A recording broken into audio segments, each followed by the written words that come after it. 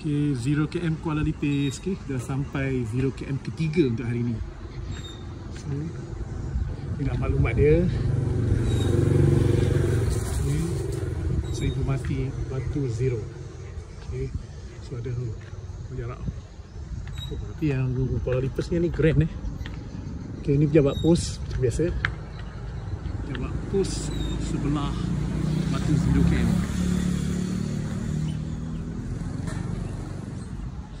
Kuala Lipis, batu tanda.